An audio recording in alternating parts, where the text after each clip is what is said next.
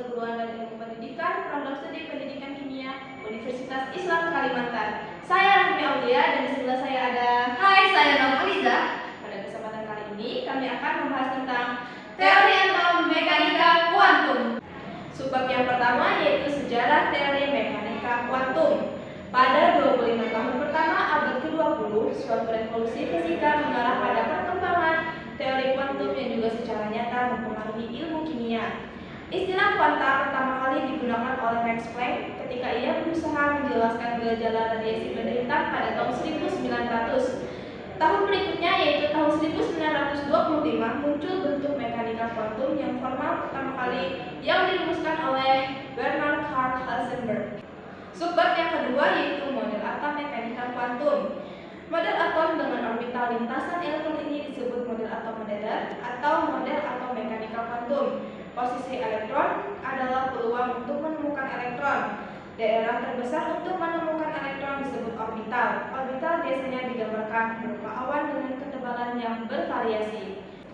Subbab yang ketiga yaitu tokoh-tokoh penemu mekanika kuantum. Mekanika kuantum terbagi menjadi dua yaitu mekanika kuantum lama dan mekanika kuantum baru. Tokoh-tokoh mekanika kuantum lama yang pertama ada Max Planck tahun 1900. Teori kuantum yang ditemukan Max Planck pada dasarnya menyatakan bahwa energi suatu materi hanya dapat berubah, bertambah atau berkurang dengan suatu kelipatan energi yang disebut kuantum. Yang kedua ada Albert Einstein tahun 1905. Einstein menerangkan bahwa cahaya terdiri dari partikel-partikel yang sebanding dengan frekuensinya. Yang ketiga ada Niels Bohr tahun 1913. Arti penting model ini terletak pada pernyataan bahwa hukum mekanika klasik tidak berlaku pada gerak elektron di sekitar inti. Bohr menyatakan bahwa elektron bergerak mengelilingi inti atom dalam lintasan yang berbentuk lingkaran. Yang keempat ada Louis de Broglie tahun 1924. Teori Louis menyatakan tentang gelombang benda serta gerakan partikel mempunyai ciri-ciri gelombang.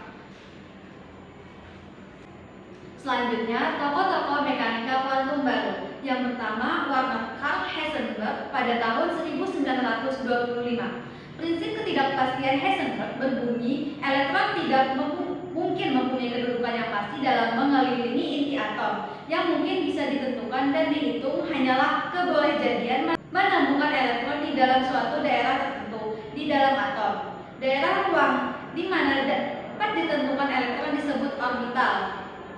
Yang kedua, Erwin Schrödinger pada tahun 1926. Fisikawan Austria Erwin Schrödinger mengusulkan sebuah persamaan yang sekarang dikenal sebagai persamaan gelombang Schrödinger yang menghubungkan perilaku elektron seperti gelombang dan perilaku seperti partikelnya. Yang ketiga, Max Planck. Menurut Planck, fisika klasik tidak memberikan batasan pada banyaknya energi yang dapat dimiliki sistem, sementara teori kuantum membatasi energi dengan seperangkat nilai yang diskret.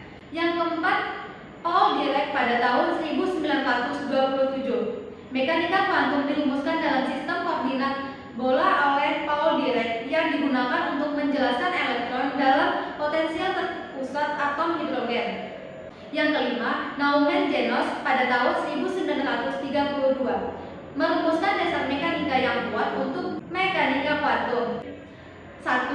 Pada tahun 1927 percobaan dimulai untuk menggunakan mekanika kuantum ke dalam bidang di luar partikel satuan yang menghasilkan teori medan kuantum. Yang kedua, teori hidrodinamika kuantum diformulasikan pada tahun 1960-an, menunjukkan bagaimana gaya nuklir lemah dan elektrodinamika kuantum dapat digabungkan menjadi satu gaya lemah elektron.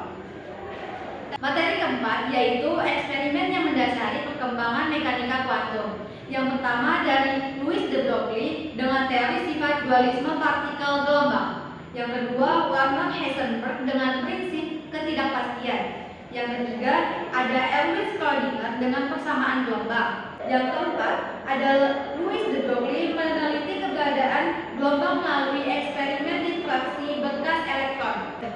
Yang kelima, eksperimen yang dilakukan oleh Compton membuktikan bahwa cahaya memiliki dua sifat, yaitu sifat partikel dan sifat gelombang. Yang keenam, eksperimen difraksi elektron pada kristal oleh Davison dan Gardner. Yang ketujuh, ada eksperimen tentang gelombang EM oleh Heinrich Hertz.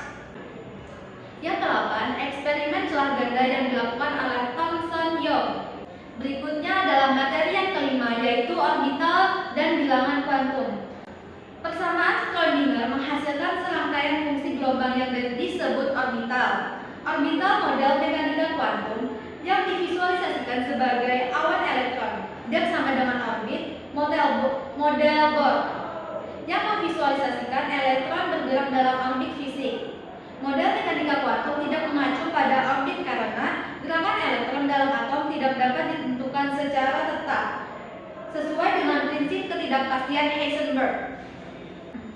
Penemuan Erwin Schrödinger dikenal dengan 4 bilangan kuantum, yaitu 1. Bilangan kuantum utama n dapat memiliki nilai integral positif 1, 2, 3. Kedua, bilangan kuantum dengan bilangan momentum sudut L dapat memiliki nilai integral dari 0 hingga n kurang 1 untuk setiap nilai n.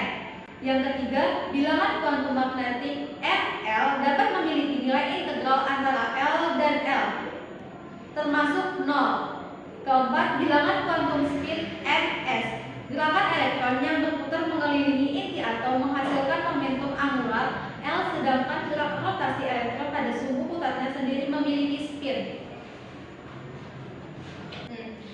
Itulah beberapa subbab materi teori atom mekanika kuantum. Video ini kami buat untuk memenuhi tugas mata kuliah kimia dasar. Apabila ada kesalahan kata dan kurangnya materi pembahasan, kami mohon maaf sebesar-besarnya. Sekian video singkat pembahasan teori atom mekanika kuantum. See you in the next assignment.